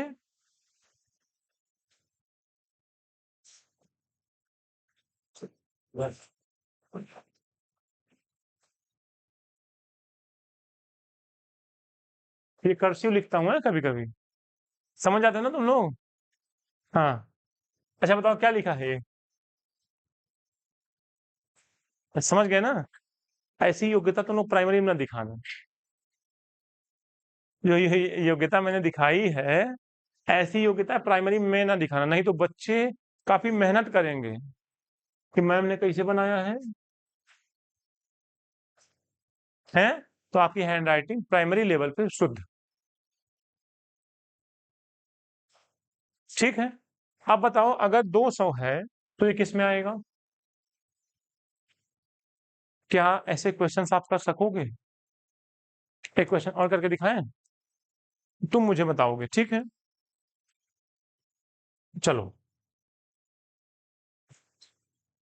एक क्वेश्चन करके दिखाओ कि यदि किसी बच्चे का आईक्यू जो है वो 115 है। आईक्यू कितना है? 115 है। उसकी जो रियल एज है वो है 16। उसकी मेंटल एज निकाल के दिखाइए।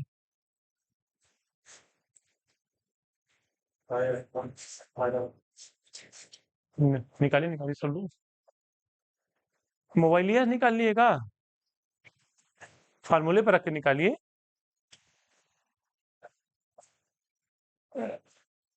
आईक्यू कितना है? वहां मोबाइल नहीं होगी बिटिया। आईक्यू है 115, रियल एज कितनी है? 16 इंटू 100। निकालना क्या है? इसको सॉल्व करो। कैसे सॉल्व करोगे?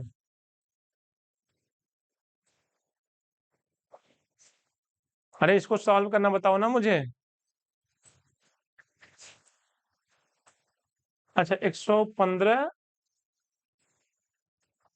इंटू अपॉन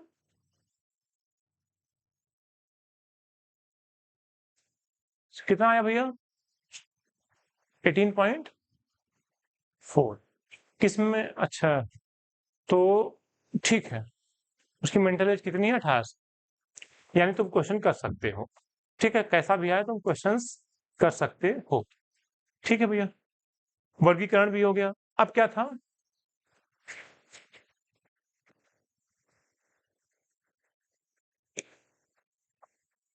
मापन।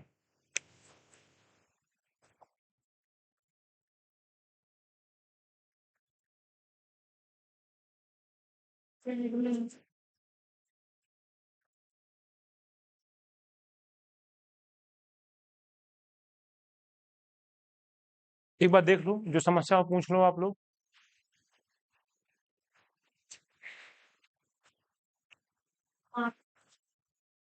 अरे वो मापन अलग है, ये बुद्धि का मापन है। वो चैप्टर था मापन और मूल्यांकन। ऐसे ही यूपीटेट पास हो गए तुम लोग।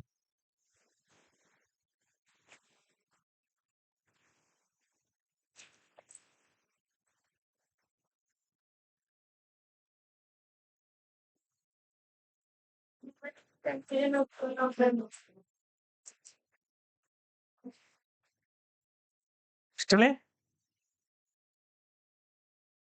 बोलो भाई, यहाँ तक हुआ?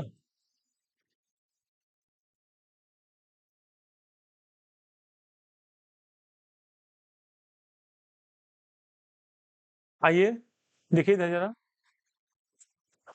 ये मापन में ही आएगा, जो फार्मूला वाला है ये किस में आएगा? मापन में ही। अब अगली हेडिंग क्या होगी? परीक्षण। तभी तो मैं सोचूं मापन में दिमाग में कहां से चला गया। अब छठवीं हेडिंग बनाइए, बुद्धि का परीक्षण।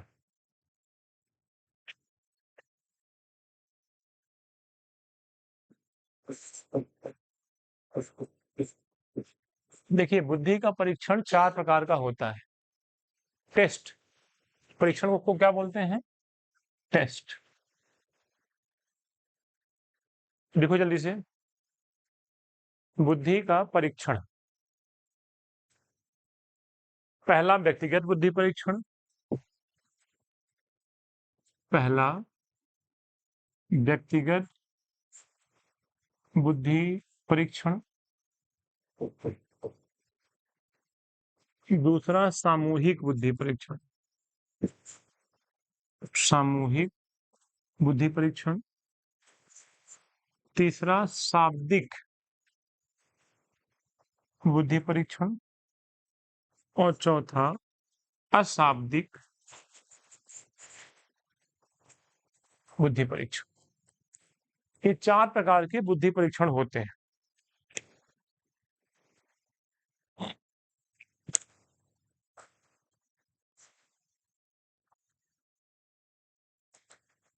अच्छा, व्यक्तिगत का मतलब क्या होता है? एक समय में एक व्यक्ति की कई व्यक्ति, ठीक है। तो इसके सामने लिख लो स्टैनफोर्ड बिने परीक्षण। स्टैनफोर्ड स्टैनफोर्ड बिने परीक्षण।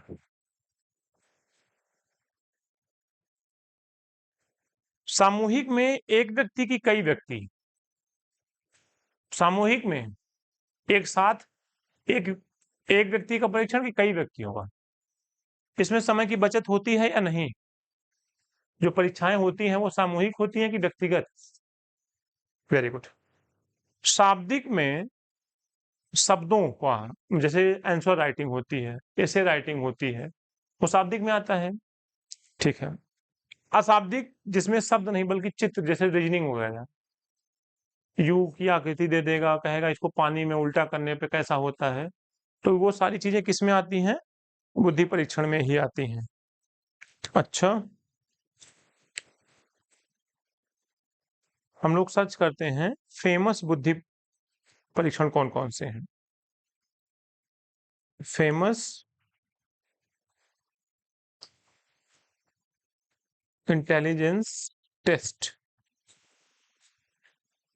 एक भाटिया बुद्धि परीक्षण भी आता था।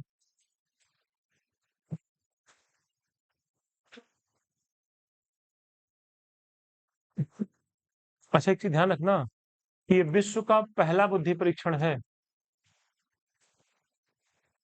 विश्व का पहला, 1905।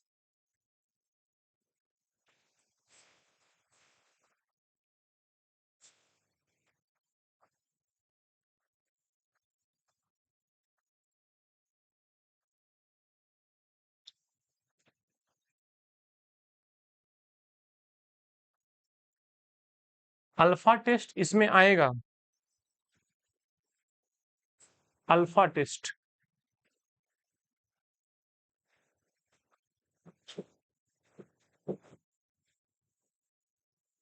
अल्फा टेस्ट इसमें आएगा है?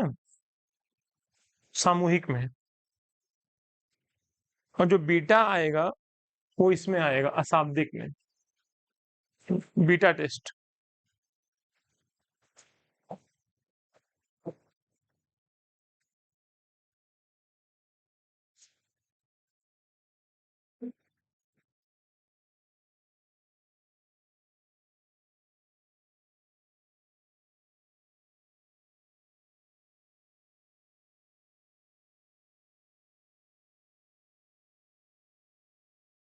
हो गया?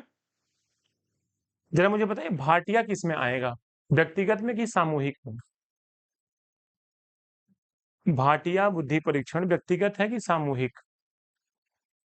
जल्दी करो। भाटिया बुद्धि परीक्षण,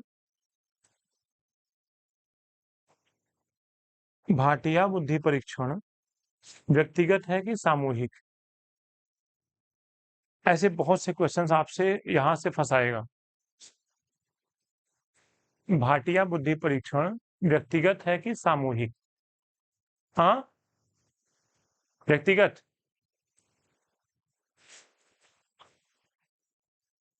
अच्छा, अशाब्दिक तो है भाटिया। हमने क्या पूछा था? नॉन वर्बल है लेकिन व्यक्तिगत है ना। अच्छा, एक मैप मैं आपको और इसका दिखाता हूं बना करके, बोर्ड पे देखना। सब लोग बोर्ड पे देखिए। हमने कहा कि जो बुद्धि परीक्षण होता है, हमने लिखा कि जो बुद्धि परीक्षण होता है वो दो प्रकार का होता है। कितने प्रकार का? दो। कौन कौन सा? एक, दो। एक को हम क्या बोलते हैं? व्यक्तिगत। और एक को हम क्या बोलते हैं? सामूहिक। अब ये व्यक्तिगत दो प्रकार का होता है, याद रखना। अब ये व्यक्तिगत कितने प्रकार का? दो प्रकार का। व्यक्तिगत शाब्दिक और व्यक्तिगत अशाब्दिक। इसकी फोटो लीजिएगा भैया। अब ये भी दो प्रकार का, कौन कौन सा? सामूहिक, शाब्दिक, और आप क्या लिखोगे? सामूहिक अशाब्दिक। तो आप जो ये भाटिया वटिया बता रहे हो, क्वेश्चन पूछेगा निम्नलिखित में से भाटिया परीक्षण। क्या क्वेश्चन पूछेगा? भाटिया बुद्धि परीक्षण निम्नलिखित में से किस प्रकार में है? निम्नलिखित में से किस प्रकार में है? ठीक है, क्वेश्चन हमारा क्या था? भाटिया बुद्धि परीक्षण निम्नलिखित में से किस प्रकार में है? Option A, option B, option C की ऑप्शन डी? बोलिए किसमें आएगा? व्यक्तिगत अशाब्दिक। इस बात को ध्यान रखना जो अब बताया है मैंने। एग्जाम में ऐसे क्वेश्चंस आते हैं, ठीक है, एग्जाम में ऐसे क्वेश्चंस आते हैं। अगर ऐसे नहीं आएंगे तो ऐसे आएंगे कि व्यक्तिगत कौन सा है। देखो ये सरल है, अगर ये पूछ लिया तो ये आपकी किस्मत कि व्यक्तिगत बुद्धि परीक्षण कौन सा है, सामूहिक कौन सा है, शाब्दिक कौन सा है, अशाब्दिक कौन सा है। अगर इतना पूछ लिया तो बहुत अच्छी बात है कि भाटिया किसमें है? अशाब्दिक में। भाटिया किसमें आएगा? अशाब्दिक में। लेकिन अगर दूसरा प्रकार उसने यूज किया तो फिर आपको थोड़ी सी मेहनत करनी पड़ेगी।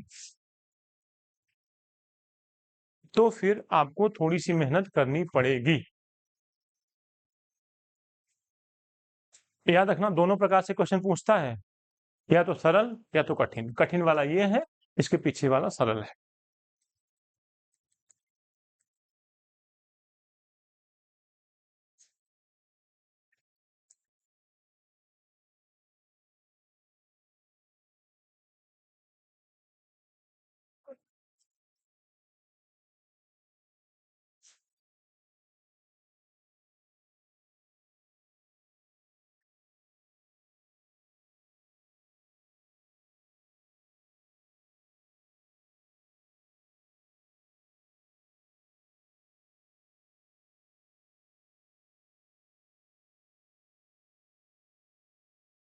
लिखिए नोट।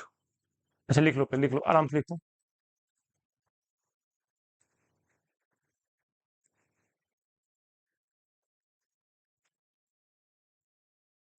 आराम से लिख लो, फिर एक नोट पॉइंट लिखना।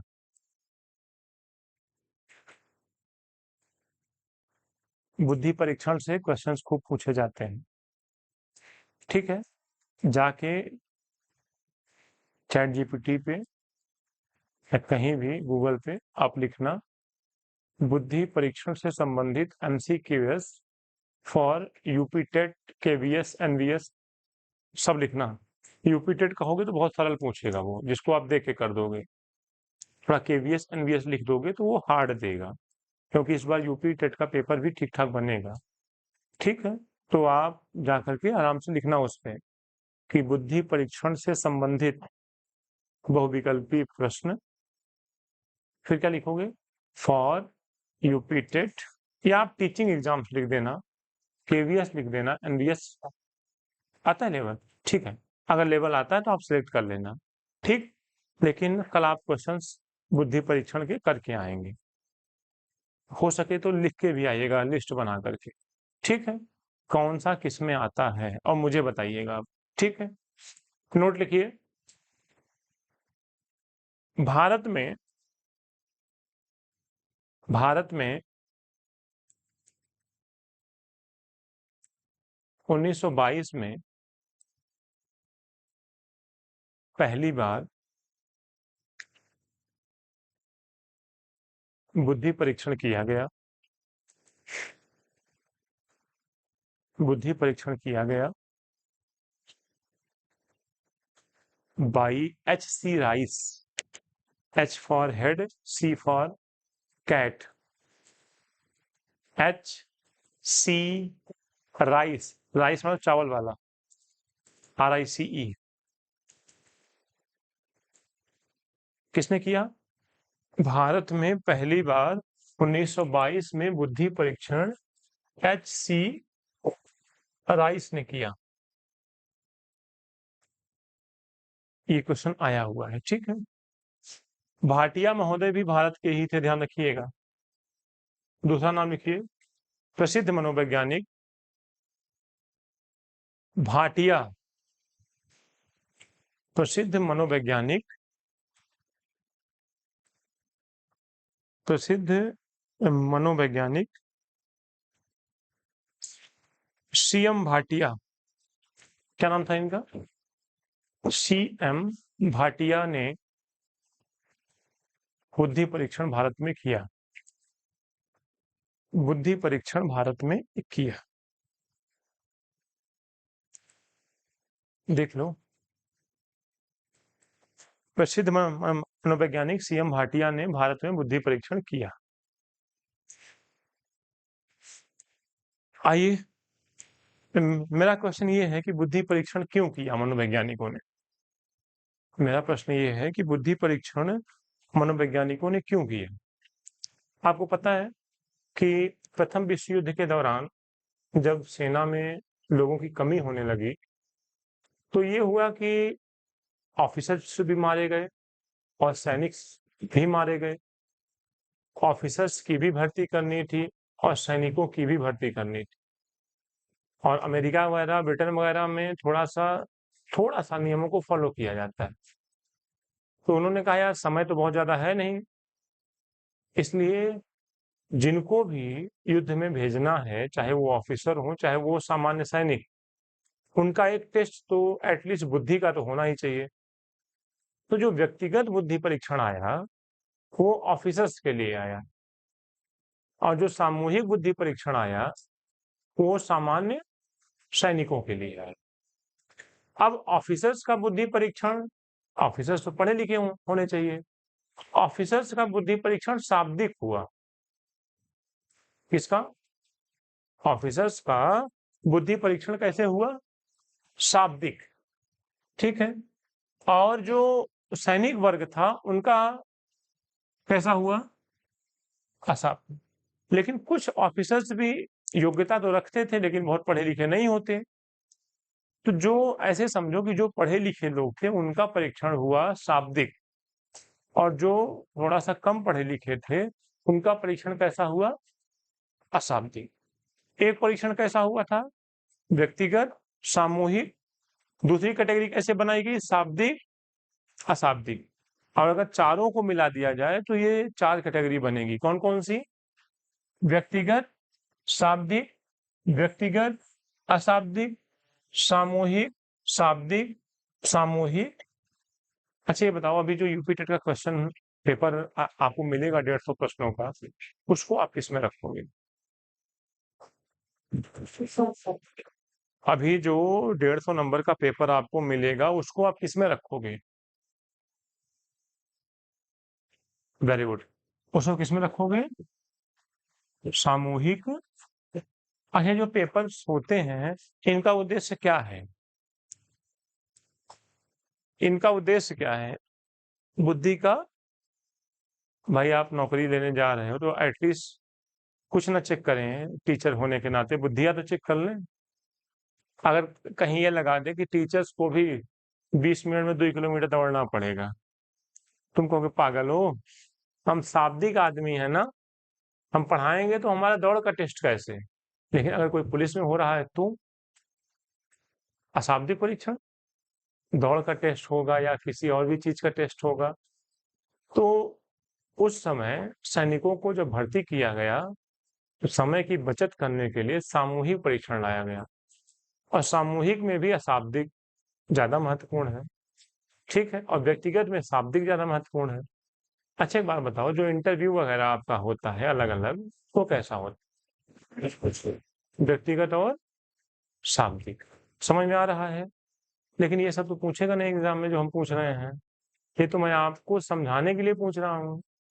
आपसे पूछेगा भाटिया बुद्धि परीक्षण, आपसे पूछेगा साइमन बिने बुद्धि परीक्षण, या मेरे दिमाग में 3 लोग आ नहीं रहे हैं।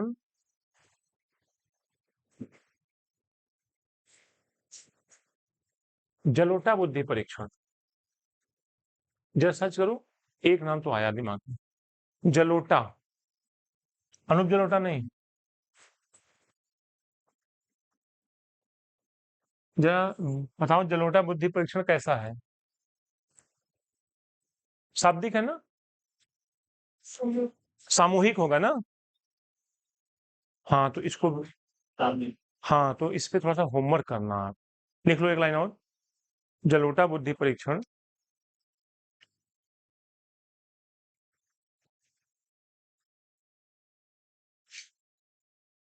जलोटा बुद्धि परीक्षण सामूहिक है। जलोटा बुद्धि परीक्षण कैसा है? सामूहिक, ब्रैकेट में शाब्दिक। जैसे मैं बोल रहा हूँ वैसे लिखना, जलोटा बुद्धि परीक्षण सामूहिक है, ब्रैकेट में शाब्दिक। तो अगर इसी भाटिया की जगह पे हम लोग लिख दें जलोटा, क्या लिख दें? जलोटा, तो कौन सा ऑप्शन सही हो जाएगा? ये वाला ना? समझ रहे हो ना क्वेश्चन कैसे आएगा? क्वेश्चंस कैसे पूछता है ये आप समझे रहे ना? ठीक है, एक होमवर्क लिखिए।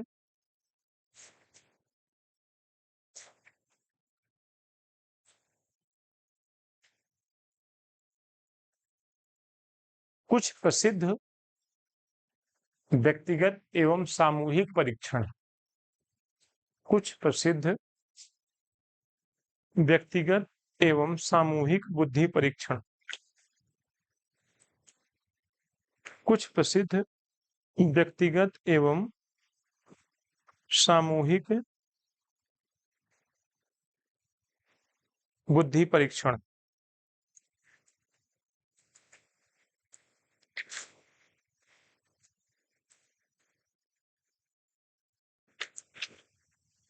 लो, इसको मैं एक बार चेक कर लूंगा, ठीक है, क्या क्या हो रहा है।